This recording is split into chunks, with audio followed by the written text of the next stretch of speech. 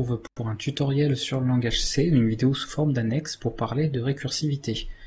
Pour ce tutoriel-là, je vous invite à avoir vu la formation, en fait, le cours progressif au niveau jusqu'aux structures de données, notamment au minimum la structure des piles, puisque j'ai fait usage de récursivité au cours du programme que j'ai pu vous passer sous forme d'archive.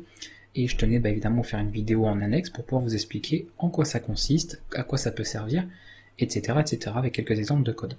Alors, tout d'abord, la récursivité, donc c'est un problème algorithmique, c'est pas quelque chose qui est lié à un langage, que vous soyez en C, en C++, en n'importe quel langage de programmation, pratiquement tous, vous pouvez faire de la récursivité. Donc c'est pas lié à un langage, c'est vraiment un problème algorithmique. Du coup, c'est pas quelque chose d'obligatoire, c'est-à-dire qu'on peut très bien développer sans faire de récursivité, ça posera aucun souci. Quand on n'a pas de récursivité, on parle d'itératif. Donc vous faites une fonction par exemple itérative, et vous pouvez avoir son équivalent dans tous les cas récursif. On peut passer une fonction de l'un à l'autre sans problème, dans tous les cas. On va voir très rapidement en quoi ça consiste, et après je vous définirai un petit peu la chose pour qu'on regarde comme ça par l'exemple ce que ça donne. On va directement travailler sur notre code. Je vais faire une fonction, je vais l'appeler avec un nom très original. Fonction récursive, voilà, tout simplement. Et on va la faire. On va mettre void, fonction récursive, on ne prend rien en paramètres. Et cette fonction, elle va tout simplement afficher je suis une fonction récursive. Hop. Non, un trop. Et ensuite, on va faire cet appel-là. Alors ça va être nouveau pour vous, parce que vous allez demander, tiens, c'est bizarre, pourquoi on appelle la fonction dans elle-même, ici, et je vais exécuter à cet endroit-là. Donc on va faire un petit GCC de récursivité. Voilà. Je vais lancer le programme, et je vais très vite le couper avec un CTRL-C, puisque vous voyez qu'il me fait une boucle infinie, en répétant, comme ça, le printf. Tout simplement. Donc là, pourtant, vous voyez qu'il n'y a pas de while, il n'y a pas de do while, il n'y a pas de for, mais ce programme a fait une boucle, tout seul. Si on lit tout simplement, je fais l'affichage d'une phrase, je rappelle la fonction. Donc elle se rappelle elle-même, qu'est-ce qu'elle fait? Elle affiche une phrase, elle s'appelle, donc elle se rappelle, etc., etc. On a donc une boucle infinie. Ça, c'est la récursivité, tout simplement. La récursivité, en fait, c'est une fonction, tout bête, celle que vous voulez, après ça dépend des fonctions que vous voulez faire évidemment, qui va s'appeler elle-même. Voilà. C'est la règle numéro 1. À partir du moment où dans la fonction, vous la rappelez, vous refaites appel à elle-même, vous avez une fonction récursive. Tout de suite, vous identifiez le premier problème, en tout cas le premier cas où il faut faire attention, c'est qu'une fonction récursive, par défaut, elle est infinie. Elle va s'appeler à l'infini, puisqu'elle n'a pas de point d'arrêt. Il n'y a aucune condition, il n'y a rien qui lui dit de s'arrêter à un moment donné. Du coup, voilà, elle ne sait pas. Alors nous, on va l'améliorer un petit peu, on va mettre ici par exemple 0. Ici, je vais dire qu'elle va prendre un entier i, et je vais mettre un point d'arrêt. Je vais dire par exemple que si i il est égal à 10, admettons, je fais un return. Donc en bref, j'arrête, je retourne. Donc là vraiment, je quitte la fonction, elle ne va pas se rappeler elle-même. Sinon, j'affiche ça, et je fais fonction récursive, sauf que là je vais faire i plus 1. Donc vous voyez, je vais incrémenter automatiquement mon i.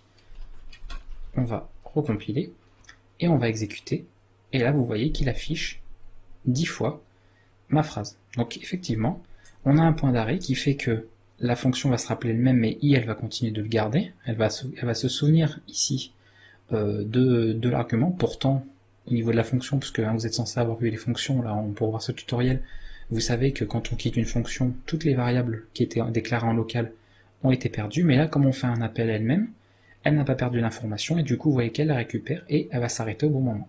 Donc là, automatiquement, on a corrigé le problème de boucle infinie qu'il y avait dans la fonction récursive, et vous voyez qu'elle s'appelle elle-même un certain nombre de fois, et une fois qu'elle rencontre le point d'arrêt que c'est validé, elle quitte la fonction, donc le programme s'arrête ici.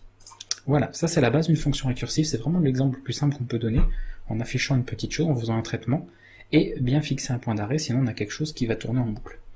Voilà. Alors, évidemment, on ne fait pas de la récursivité juste pour faire ça, ça n'a absolument aucun intérêt. Ce qu'il faut comprendre, globalement, comment ça fonctionne, c'est qu'on va faire appel à un système de piles. C'est pour ça que je dis qu'il fallait que vous connaissiez cette structure de données que j'ai vue, que je vous ai expliqué en tout cas dans la formation, puisque vous savez qu'une pile, on va empiler des informations, donc on va en empiler une, on va en empiler une par au-dessus, etc. Ça va s'empiler comme ça, comme une tour. Et quand on va vouloir retirer les éléments, on va retirer toujours celui qui est le plus en haut, comme une pile d'assiettes. On n'irait pas recommencer à retirer celui qui est le plus en bas ou au milieu, ça se deviendrait n'importe quoi. Et bien la récursivité, c'est pareil. On va avoir notre première valeur de i, en fait, donc ici, on va empiler. Quand on va appeler la fonction, donc elle va s'appeler elle-même, on va du coup avoir des valeurs, on va empiler une deuxième fois, une troisième, une quatrième, etc. Donc là on va empiler 10 fois puisqu'on s'arrête à i égale 10. Et ensuite, on va remonter toute la pile, donc on va partir du bas de la pile, avec le résultat qu'on a, et on va remonter. Donc là, c'était quoi qu'on empilait? C'était le printf. Donc on a celui-là, le 1, le 2, le 3, d'ailleurs, je vais vous montrer, je vais mettre i, à cet endroit-là, hop, sinon vous ne verrez pas du coup. Ça va être plus parlant avec cet exemple-là, voilà.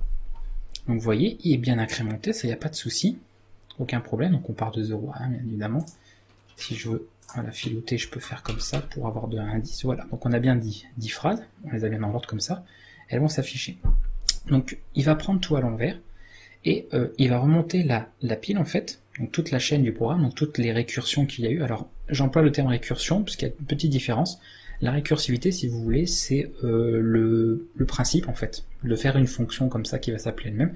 C'est l'explication, la théorie. La récursion, c'est ce qui se passe dans le programme. C'est-à-dire qu'à partir du moment où je fais cet appel-là, je fais une récursion. Là, j'ai 10 récursions en fait dans ma fonction récursive. Voilà, pour rester clair, pour pas vous embrouiller. Récursion, récursivité, c'est un peu les mêmes choses. Mais pour que ce soit plus clair, pensez récursivité comme le principe de faire de la récursivité, et donc quelque chose de récursif, et la récursion, c'est au moment dans la fonction récursive que l'on fait justement l'appel à elle-même. Comme ça différencie les deux choses. Donc on va avoir cette pile comme ça, et ensuite on va remonter la pile par le bas, et on va faire les différents, afficher éventuellement les résultats, etc. Donc par exemple, si on avait un calcul à faire, et on verra dans un exemple prochain que je vous montrerai après, on aurait le premier résultat en bas, le deuxième ensuite au-dessus, etc., etc. Ce qui fait que on remonterait la chaîne de piles, on finirait du coup par le résultat final en fait de notre fonction récursive, puisqu'elle va servir à ça. Donc c'est pas forcément très clair puisque c'est un concept un petit peu particulier, mais je vais vous l'expliquer avec un autre exemple qui sera certainement un peu plus parlant. Grosso modo, voilà comment ça fonctionne. Un appel à elle-même et on établit un point d'arrêt, surtout, c'est vraiment la règle pour ne pas avoir de boucle infinie.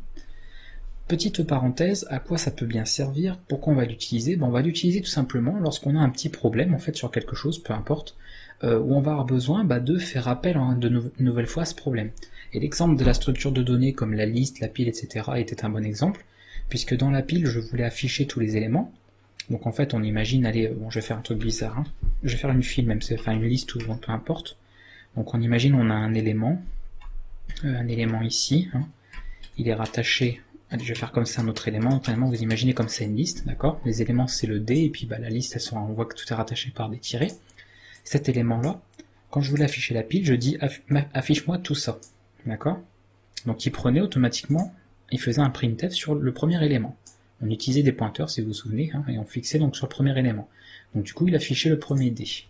Ensuite, moi je lui disais, tu rappelles la fonction d'affichage, mais cette fois-ci sur c'était en fait la pile flèche next, si vous vous souvenez un petit peu, donc S par exemple, st flèche next, c'est-à-dire tout ce qui suit, tout ça. Donc il refaisait pareil, il rappelait la fonction, mais comme il devait faire un print sur le premier élément, du coup il faisait sur celui-là, donc il affichait celui-là. Et ensuite, il refaisait un appel flèche next, donc il prenait ce sous-ensemble-là, affiche le premier élément, donc c'est celui-là, etc. Donc je sais pas si vous comprenez cette fois, flèche next, donc c'est tout ça, le premier élément de cette sous-ensemble c'est celui-là, donc voilà. Et vous voyez qu'au final il arrivait à afficher chacun des éléments, c'est juste qu'à chaque appel on travaillait avec un ensemble beaucoup plus petit. On part de tout ça, au deuxième appel c'était ça, au troisième ça, quatrième ça, cinquième, sixième, et au septième comme on arrivait à nul, et on disait que si c'était égal à nul, on s'arrêtait. Et c'est comme ça qu'on faisait du parcours, tout simplement, donc je m'étais peut-être pas plus détaillé, j'étais resté assez sommaire sur la récursivité, je vous avais dit qu'on aurait l'occasion de le voir dans une annexe, Et du coup, c'est comme ça que ça fonctionnait. C'est-à-dire que la fonction s'appelait elle-même, jusqu'à avoir un point d'arrêt qui était que la suite de la pile était nulle. C'est-à-dire qu'on arrivait à la fin de la pile, tout simplement. Voilà comment ça fonctionne. Donc voilà un cas utile où il est intéressant de faire de la récursivité, c'est-à-dire de pouvoir afficher comme ça des éléments ou faire un parcours sur une pile, une liste, un arbre, etc. C'est là tout l'intérêt que ça peut avoir. Encore une fois, ce n'est pas obligatoire. Vous n'êtes vraiment pas obligé. Il y a des différences. Donc grosso modo, c'est pas toujours vrai, il y a des exceptions, mais une fonction itérative, au niveau nombre de lignes, elle va être plus longue qu'une fonction récursive. Là, par exemple, celle-là, si j'avais voulu faire quelque chose, il aurait fallu faire un while, etc. Alors, elle n'a pas été spécialement plus longue, pour le coup, c'est un cas particulier, mais une fonction itérative, en général, est plus longue à écrire qu'une fonction récursive. Donc, une fonction récursive est forcément plus lisible parce qu'on a moins de code. Par contre, dans la majorité des cas, mais c'est pas tous encore une fois, une fonction récursive sera plus longue, donc elle va surtout être plus gourmande, c'est pas forcément plus longue, c'est qu'elle va être plus gourmande en ressources qu'une fonction itérative. Pourquoi ? Puisque une fonction itérative, elle va être appelée qu'une seule fois. Donc au niveau de la pile, puisque la pile d'appel, ça fonctionne avec pratiquement tous les langages, quand vous appelez en fait une fonction, il va stocker l'adresse de la fonction dans une pile d'appel. C'est une pile qu'utilise votre compilateur, qu'utilise votre programme en fait, c'est même le système d'exploitation qui exécute le programme. Il va avoir une pile d'appel, il va stocker ici fonction. Pouf, la fonction une fois. Et il va faire tout ce qu'il a à faire dedans et c'est tout. Dans le cas d'une fonction récursive, comme on fait plusieurs appels, là par exemple vous voyez j'en fais 10, il va donc stocker 10 fois l'adresse de fonction récursive dans la pile. Donc vous voyez qu'au niveau place que ça va prendre sur la pile d'appel, ça va être beaucoup plus gros et forcément beaucoup plus gourmand en ressources. Donc on va prendre plus de place en mémoire. Donc ça c'est important à savoir. C'est pas forcément que ça va être plus long au niveau de l'exécution route ou moins performant comme on peut en des fois entendre. C'est pas une question de ça. On peut pas vraiment parler de fonction récursive plus ou moins performante qu'une fonction itérative. C'est pas vraiment vrai du tout.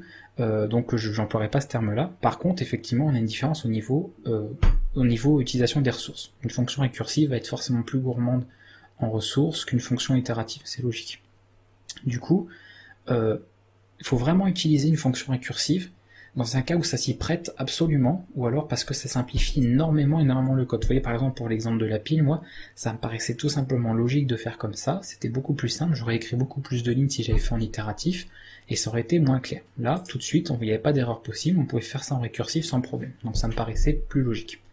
Donc vraiment, je vous dis, c'est pas obligatoire, si vous voulez programmer toute votre vie sans faire de récursivité, c'est tout à fait possible, vos programmes ne seront pas plus mauvais ou autres, ça n'a absolument rien à voir.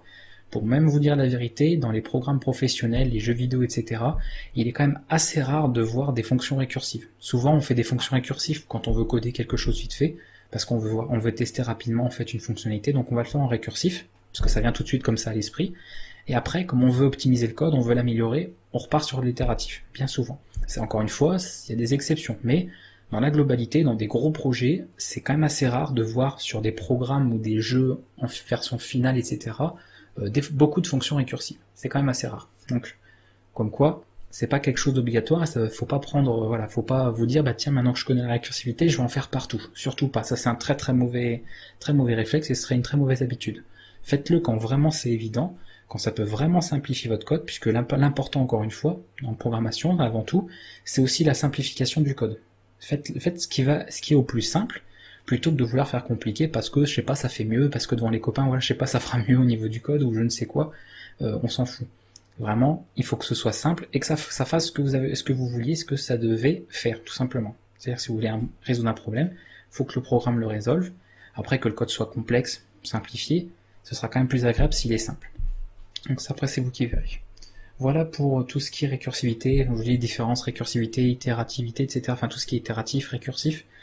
Cette histoire de tiens, c'est plus long, c'est plus court à l'exécution, etc. C'est plus une question de taille.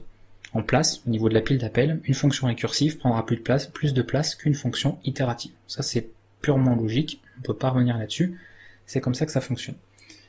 Du coup, je peux vous parler également, petite parenthèse autre, on peut avoir des fois des fonctions récursives terminales. Alors voilà, c'est une fonction donc récursive terminale.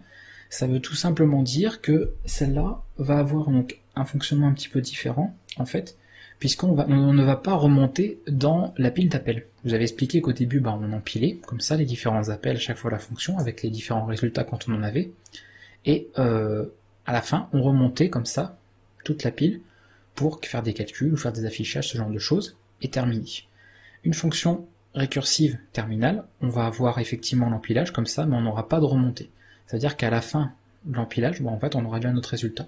Alors, je vais pas vous donner d'exemple particulier, puisqu'il faudrait partir sur de la factorielle, etc. Je pense pas que ce soit utile. Ouais, allez, bon, allez. C'est parce que c'est vous, on va faire ça. Donc, je vous dis, bon, j'aime pas trop spécialement l'exemple de la factorielle, mais c'est vrai que c'est quand même un des plus courts. Donc, je vais vous le montrer. On reprendra après l'exemple Fibonacci, pas forcément en récursivité terminale, mais je prendrai d'autres exemples. Je vais vous parler de Fibonacci juste après, dans un autre exemple. On va prendre un exemple, donc, de la factorielle. La factorielle, en mathématiques, je vais vous expliquer ce que c'est, hein, vous en faites pas. Int n. Alors, de manière simple, si on fait une factorielle avec une récursivité normale, hein, qu'on peut retrouver, je vais vous expliquer un petit peu après ce que je fais. Parce que là, bon, si vous ne connaissez pas les factorielles, ça va tout de suite poser problème. Alors par contre, là, comme je fais un petit exit failure, hop, lib, voilà. Je vais refaire un, je vais pas faire comme ça. 0 ou n égale 1. Je vais retourner 1. Et sinon, on va faire un return de... Alors le foyer là, ouais, parce que j'ai mon micro devant, c'est toujours un petit peu galère, de n-1. Voilà. Ça, c'est un exemple de la factorielle. La factorielle en mathématiques, qu'est-ce que c'est? Tout simplement, je vais vous montrer, c'est très rapide à expliquer. Par exemple, si je dis de me donner la factorielle de 3, ça va être tout simplement 3 fois n-1, donc le nombre d'avant moins 1, donc 2, fois n-1, donc 1. On s'arrête à 1 et ça donne un résultat. Donc là, ça fait 3 fois 2, 6, fois 1, donc on a bien 6, etc. Si c'est factoriel de 5, hein, bah je voulais... Voilà, ça paraît simple. Oui, c'est pas ça. C'est 5 fois 4, fois 3, fois 2, fois 1, etc., etc. Donc la factorielle, vous voyez, plus le nombre que vous allez prendre au départ est grand, plus vous allez avoir de multiplication et avoir un produit qui est conséquent. C'est pour ça que je dis que c'est pas un bon exemple, puisqu'il arrive à un moment donné, si vous dépassez ici la taille des entiers, voire même des autres tailles, vous allez avoir soit un débordement de type de variable, ou alors un débordement de la pile, puisque vous allez empiler tellement de valeurs que vous allez dépasser la pile, ce qu'on appelle un stack overflow. Donc c'est pas un débordement tampon, hein, c'est pas comme pour les chaînes de caractères, c'est vraiment un débordement de pile, et dans ce cas, le programme va tout simplement planter.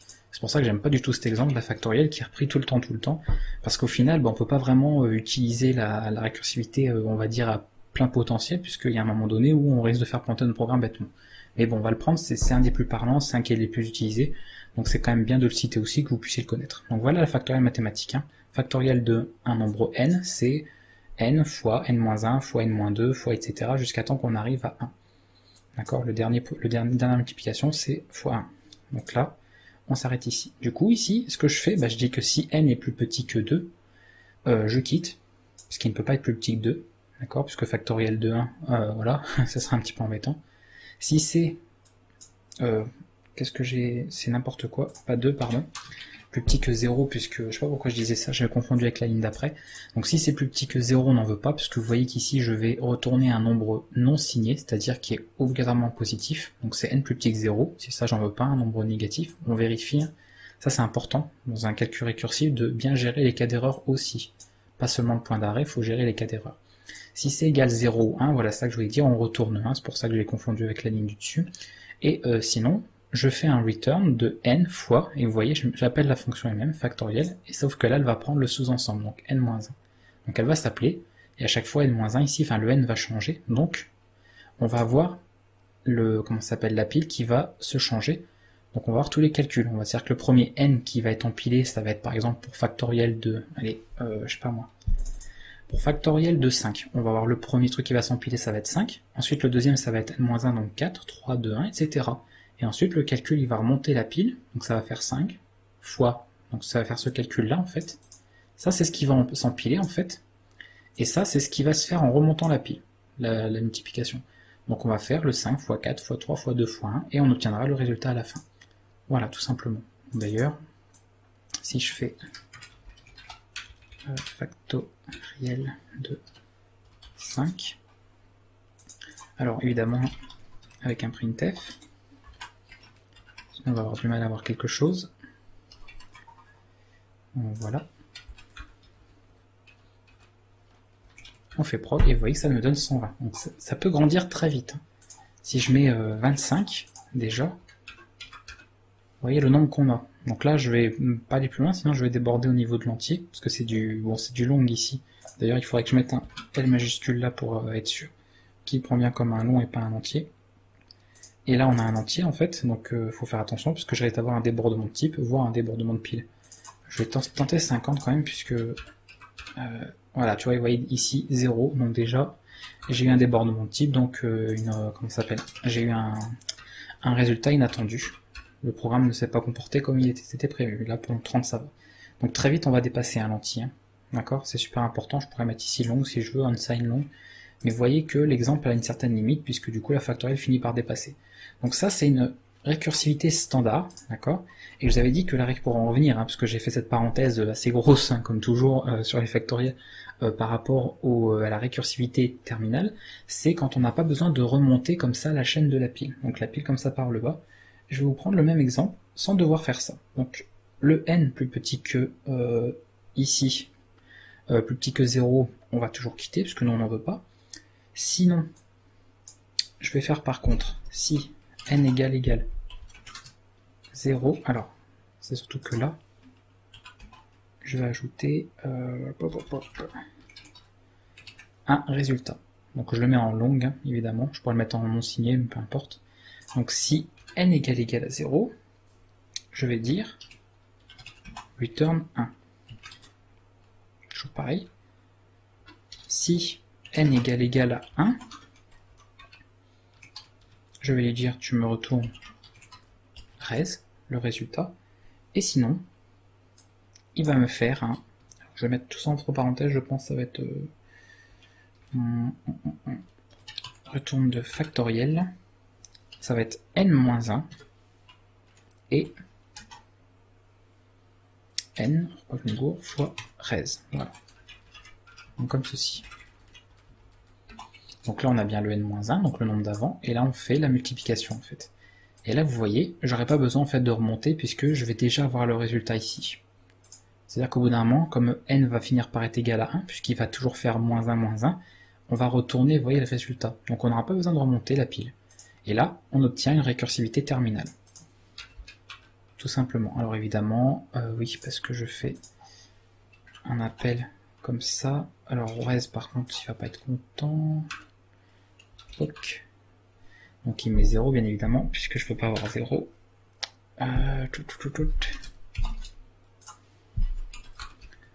30, hein.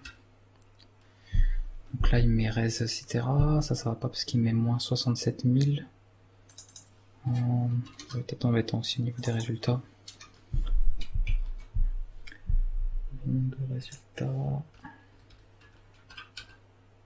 Voilà. Par contre, je vais avoir des nombres très très grands au bout d'un moment. Enfin, peu importe. Tout ça pour vous dire en fait, voilà, de faire attention avec la factorielle parce qu'on a très très vite dépassé le type et on peut avoir des problèmes au niveau. Bon, là pas de problème au niveau de la pile puisque c'est une récursivité terminale. Mais comme là en fait on a le résultat en deuxième argument, bah, automatiquement on n'a pas besoin de remonter la pile, donc on ne va pas l'utiliser. On va faire en fait qu'un seul, qu'un seul en fait appel, puisqu'on va avoir celui-là et on va avoir directement le résultat. Donc ça va être automatiquement tout simplement, on va économiser du temps parce qu'on n'a pas besoin de, si vous voulez, parcourir la pile comme ça en remontant les résultats pour obtenir ce que l'on voulait à la fin. Par contre, ça reste une récursive, donc ça reste évidemment plus gourmand en espace qu'une fonction itérative. Ça ne change pas à ce niveau-là puisqu'on a quand même les appels qui sont faits à chaque fois, à chaque récursion, donc on empile bien à chaque fois. Ça ne change pas. C'est juste au niveau en fait résultat, comme on l'obtient à la fin, qui va être plus rapide. Par contre, troisième possibilité, on a ensuite les fonctions qui sont tail rec, alors c'est tout simplement pour dire qu'elles sont dans un cas particulier en fait au niveau de la récursivité. Ces fonctions-là, elles vont être aussi performantes que les fonctions itératives. Donc au niveau, vous voyez comment elles vont fonctionner au niveau exécution, etc. On n'aura aucune différence en réalité par rapport à une fonction itérative. Je vais pas donner d'exemple, je vais pas en parler plus que ça, parce que ça va beaucoup dépendre du langage de programmation là pour le cas. par exemple pour le C, il faudrait appliquer des optimisations au niveau de la compilation, etc. pour que ce soit effectivement pris en compte et que ça puisse fonctionner. C'est pas comme pour la récursivité terminale d'ailleurs, hein, c'est-à-dire qu'il y a certains trucs qu'il faut activer, il y a même en PHP où la récursivité terminale, il me semble que ça n'existe pas, j'en ai jamais fait en PHP puisque ça j'en ai jamais eu besoin, donc je peux pas vous dire, mais il me semble hein, que PHP ne gère pas la récursivité terminale, en tout cas bon après il y a eu PHP, il y a PHP 7 maintenant, donc peut-être que ça a changé, mais aux dernières nouvelles c'était pas le cas. Donc voilà, je pense que ça c'est pas forcément disponible partout, donc restez sur de la récursivité standard de tous les cas. Voilà, l'exemple que j'avais avant par exemple était très bien, donc j'avais ça en fait. Toc toc toc. On va repartir sur l'exemple de base. Voilà, là au moins on avait quelque chose qui fonctionne très bien, où effectivement, bon la récursivité, là où pour la factorielle, que ce soit au final itératif ou non, ça va pas beaucoup changer, parce qu'en itératif, si vous prenez un grand nombre, ça va planter aussi. Hein. Donc c'est pas forcément parce que c'est récursif, c'est juste que c'est quelque chose au niveau mathématique qui va augmenter énormément. Vous voyez là je fais factoriel de 30, on va avoir un nombre très grand et très rapidement. Donc il faut faire attention à ça, parce que ça peut jouer des tours un petit peu au niveau des calculs qu'on veut faire. Donc ça c'est le risque, hein, quand on fait de la récursivité, c'est d'avoir comme ça à un moment un résultat qui est inattendu et qui peut poser des problèmes, soit au niveau des types de variables utilisées, des types de données, ou alors au niveau de la pile d'appels qui peut du coup saturer et on aurait un Stack Overflow. Donc faites attention à ce niveau-là. Vraiment, la récursivité, utilisez-la que si vraiment vous savez ce que vous faites et si ça a vraiment d'intérêt. Moi je vous dis, j'utilise très peu, alors pas que je saurais pas spécialement le faire tout le temps, mais juste qu'à des moments ça n'a absolument aucun intérêt, à part je vous dis de gagner quelques lignes de code et faire quelque chose qui est un peu plus, je sais pas moi, c'est même pas que ça fait plus professionnel, mais on va dire qui est un petit peu plus avancé, c'est tout ce que ça apporte, mais franchement rien de plus. Hein. Donc voilà. Je veux dire, moi j'utilise pour les structures données, voilà, faire des parcours dans un arbre, etc. C'est vrai que c'est super pratique, mais c'est tout. En général, je me contente de la récursivité là-dessus. Du coup, je vais terminer cette vidéo parce que je vais pas en parler pendant des heures et des heures. Ça reste une petite annexe comme ça pour les plus curieux d'entre vous qui voudraient connaître la récursivité en plus du reste de la formation. Et je prends un dernier exemple avec la suite de Fibonacci. La suite de Fibonacci, c'est une suite mathématique très connue. Je vous invite à faire des recherches si vous ne la connaissez pas, si vous ne l'avez pas encore vue à l'école ou même que vous l'avez pas forcément vue au niveau de vos études, parce qu'elle est très intéressante. On la retrouve dans pas mal de films, dans beaucoup d'œuvres littéraires, dans la peinture, etc. C'est associé au nombre d'or, etc. à tout ça. Donc, si vous connaissez le Da Vinci Code, etc., c'est sûrement des choses qui vous parlent. Et la suite de Fibonacci vous dit peut-être quelque chose. Donc, renseignez-vous si vous ne connaissez pas. Ce sera toujours intéressant. Et c'est une suite mathématique qui va fonctionner avec ces termes-là. Donc, je vous les montre très rapidement.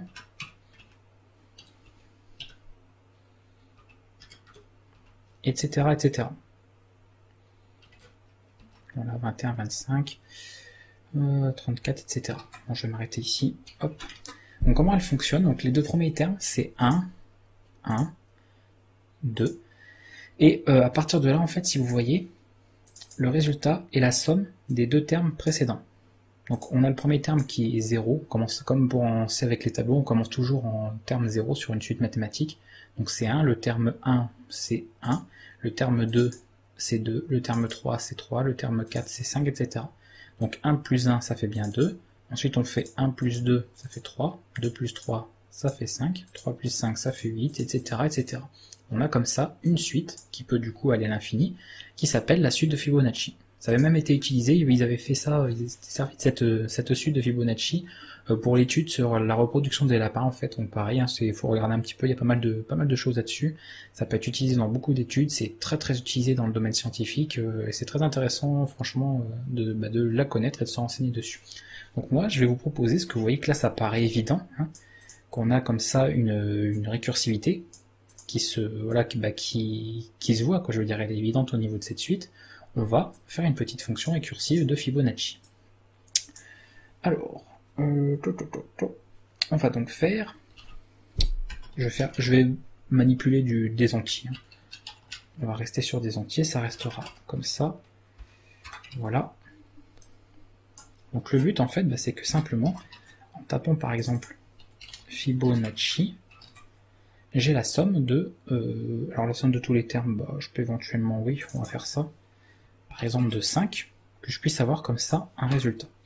Donc moi je vais prendre des cas à part, c'est-à-dire que la Fibonacci, je pourrais la faire là honnêtement, la fonction en 2 lignes, Je pourrais faire simplement vérifier par exemple que si n est plus petit que 2, bah, je retourne 1, parce que vous voyez que ça fait 1.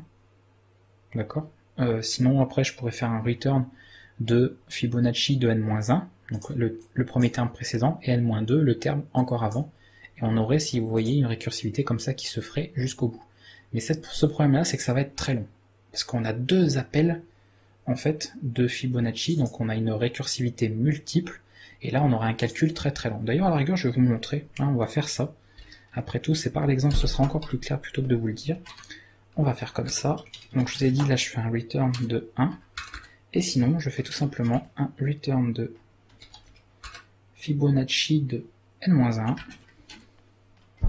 plus Fibonacci, oui bien sûr, pourquoi il m'a... Oui d'accord, de n-2. Donc si vous avez bien compris, ça prend le terme précédent et le terme d'encore avant, donc les 2 termes précédents, pour former une somme qui va donner le terme actuel. On va vérifier ça. Donc là ça s'affiche vite, bien évidemment, puisque j'ai pas quelque chose de très grand. Je vais prendre 20. Alors hop. Ah, ça va pas assez, je vais prendre 30. Je cherche en fait un calcul, voilà, pour que ça commence à devenir long. C'est pas assez, on va y arriver, hein, vous trouvez. 35, alors là, toujours pas. Je vais doucement parce que j'ai pas non plus envie de faire planter le programme bêtement. Voilà, vous voyez là, le petit temps d'attente qu'il y a quand je vais exécuter le programme, pardon, et regardez le petit temps d'attente qu'il y a avant de donner le résultat. Vous voyez, c'est assez long quand même, hein. Pour pas grand chose, je suis sûr qu'en rajoutant même juste 42, je vais avoir quelque chose d'encore plus long. Voilà. Même ouais, carrément plus. Parce que vous voyez le nombre comme il change énormément, parce qu'on a rajoute que 2 nombres, mais c'est déjà beaucoup. Donc là voilà, j'exécute, je fais juste pourtant un printf pour afficher, vous voyez, le résultat d'une fonction, j'appuie sur entrée, j'attends, et seulement maintenant j'ai le résultat. Donc ça c'est une fonction récursive de Fibonacci qui manque certaines choses, il manque certaines informations, puisqu'on rallonge le temps d'exécution pour 1, surtout qu'on fait une récursivité multiple, parce que oui, on peut appeler plusieurs fois la fonction elle-même dans le même programme. Ça pose pas de souci, dans la fonction elle-même, je l'appelle 2 fois comme ça dans un return. Donc forcément, c'est très très lourd. Donc ça, c'est évidemment pas la bonne méthode. Elle est très courte, hein, 3 lignes, même 2, parce qu'on sait, on peut très bien. Souvent, quand on a un petit if comme ça, on fait ça. Voilà. En 2 lignes, vous voyez, je peux faire une fonction récursive de Fibonacci qui fonctionne, mais qui va être très lente. Moi, je vais choisir la méthode un peu plus longue, qui du coup va être beaucoup plus rapide. Vous allez voir la différence. Là, vous avez vu un petit peu le temps qu'il fallait. Hein, je vous montre, on va compter. 1, 2. Voilà, donc il faut grosso modo 3 secondes, pratiquement, pour afficher les résultats. Donc moi, je vais faire n plus petit que 2. Là, on return 1. Ça ne change pas. Ensuite, si c'est dans ce cas-là, je vais créer des variables. Alors je vais les faire ici, d'habitude on les met en début de fonction, si je les mets en début de fonction par habitude. Même si dans ce cas-là, elle ne servirait pas, elle serait créée pour rien, mais c'est pas bien grave. Au pire, si j'avais un warning, moi il me dirait qu'elles sont non utilisées, donc c'est pas très bien. Mais on va faire comme ça. Terme 0, le terme 0 c'est 1, le terme 1 c'est 1, et ensuite on va avoir une variable temporaire, on va mettre tmp, et voilà.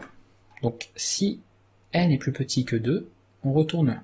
Là vous voyez que j'ai stocké i, qui va donc partir de 1. On a les 2 premiers termes, oui c'est ça, terme 0, terme 1, ici de la suite, parce que j'ai pas besoin de les calculer, c'est 1 et 1. Ici, ils sont pas en fait régis par la règle d'ailleurs qui prend les 2 termes précédents.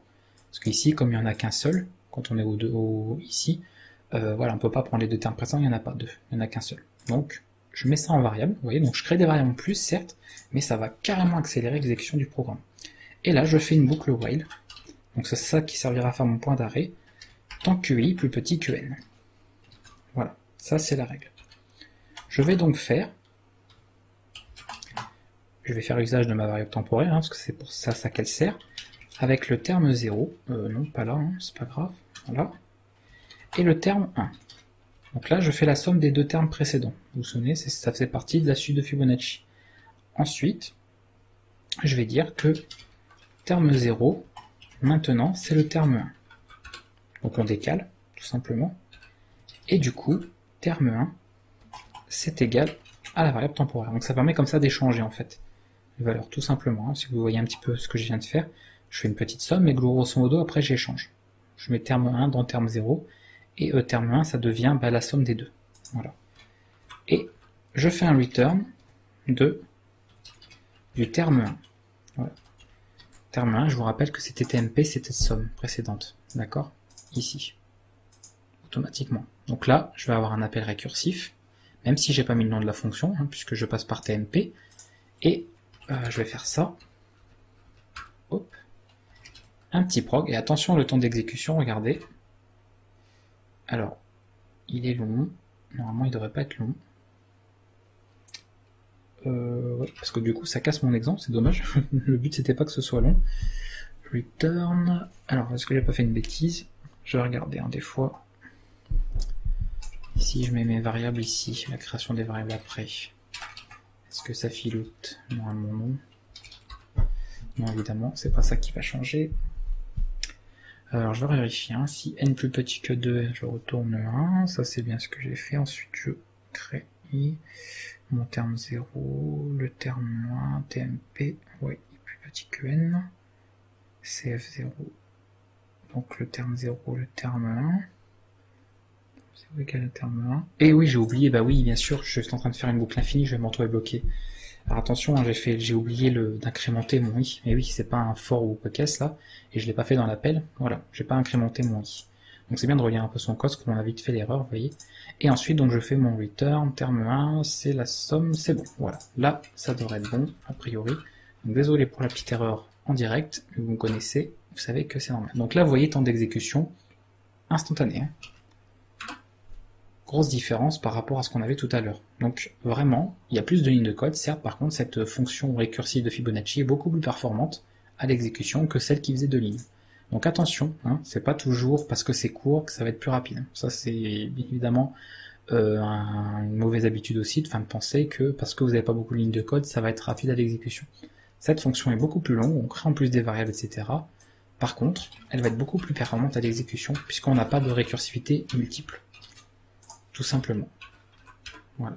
Donc très bon exemple ici, qui va que je préfère en tout cas, un exemple que je préfère à la factorielle qui change un petit peu, et qui pour le coup est plus intéressant d'ailleurs, hein, parce que faire des recherches sur la suite Fibonacci, je pense que c'est plus intéressant que les factoriels, même si les factoriels sont utilisés, hein, je veux dire, on utilise ça beaucoup aussi, donc dans les probabilités et tout ça, donc c'est pas que c'est inutilisé, loin de là, mais ça change un peu par les Fibonacci, que tout le temps prendre l'exemple des factoriels qui, je vous dis, pris tout le temps comme exemple quand on parle de récursivité.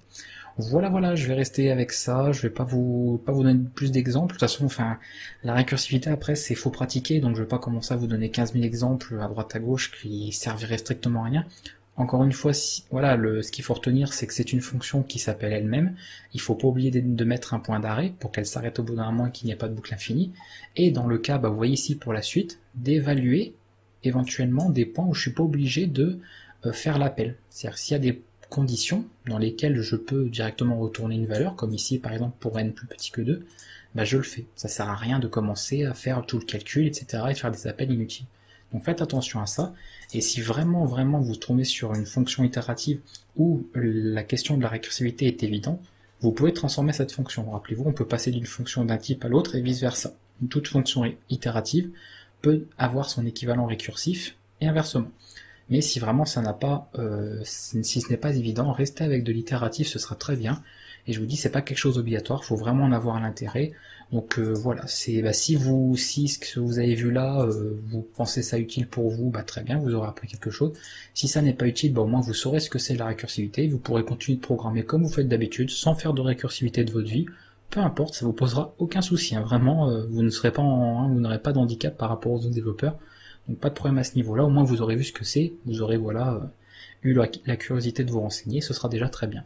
Je vous dis à bientôt, on se retrouvera donc pour une prochaine vidéo, un cours au niveau de la formation ou un autre tutoriel, et à très bientôt.